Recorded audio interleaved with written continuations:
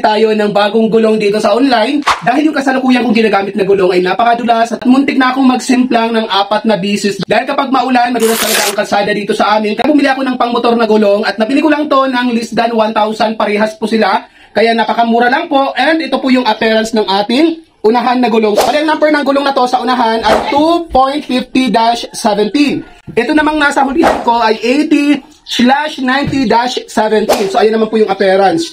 So wala itong pinagkaiba na gulong dun sa kasalukuyan kong ginagamit. So ito yung medyo iba kasi maganda yung kanyang pinaka-pipe niya na talagang anti-slip. Nakapit talaga siya sa semento kung sakaling madulas man yung kalsada. Kaya naman sa mga ka-shoppers natin dyan, na mga motorista, kung naghahanap kayo ng gulong, dito na kayo sa link shop na ilalagay ko dyan sa yellow basket. O kung nandito naman kayo sa Facebook, dito na lang po sa my shop now, dito mabibili. I-check out nyo na to dahil hindi kayo magsusisi sa gulong na to dahil napaka-affordable lang po at maganda yung quality. Maganda po yung mga reviews dito, wala pong may nag-comment dito na negative.